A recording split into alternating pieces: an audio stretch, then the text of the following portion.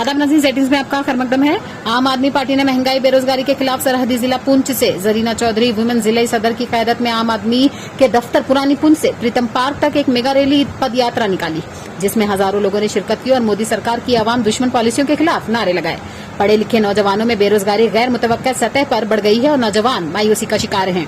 चौधरी ने एहतजाज के दौरान कहा, आर्टिकल 370 की मनसूखी के बाद मुलाजमतों के मौके पैदा करने के हुकूमती दावों का हवाला देते हुए जम्मू कश्मीर मुल्क में सबसे ज्यादा बेरोजगारी की शरह में से एक है। आगे देखिए हमारे नुमाइंदा जहांगीर अहमद की ये रिपोर्ट।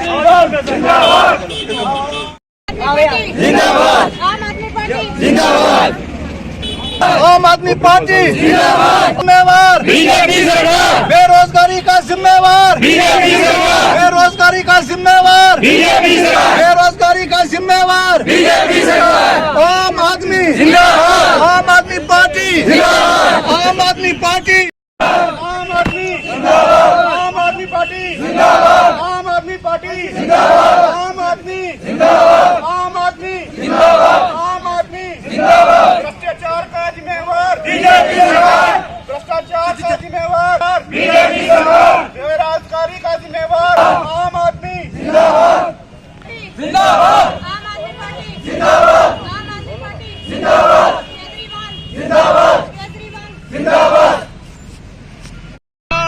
केजरीवाल साहब, आम आदमी पार्टी जिंदाबाद, आम आदमी जिंदाबाद, आम आदमी जिंदाबाद, आम आदमी पार्टी जिंदाबाद, मारो नारे मारो आम आदमी पार्टी जिंदाबाद, आम आदमी पार्टी जिंदाबाद, आम आदमी पार्टी जिंदाबाद, जिंदाबाद, जिंदाबाद, जिंदाबाद, जिंदाबाद, जिंदाबाद।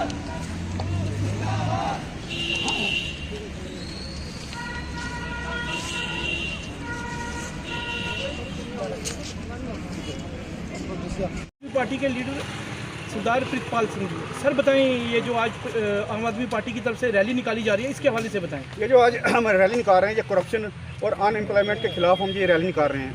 आप जानते हैं कि जब बीजेपी सरकार आई थी तो उन्होंने कई वादे किए थे नौजवानों से, लेकिन आज देखिए कि नौजवान सड़क पे आ चुका है।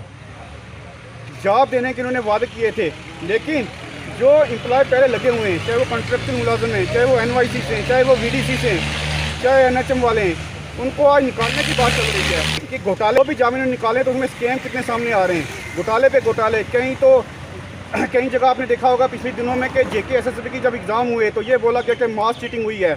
उसके अलावा करप्शन कितनी बढ़ रही है और जम्मू कश्मीर इस वक्त बेरोज़गारी में टॉप नंबर पे जा रहा है।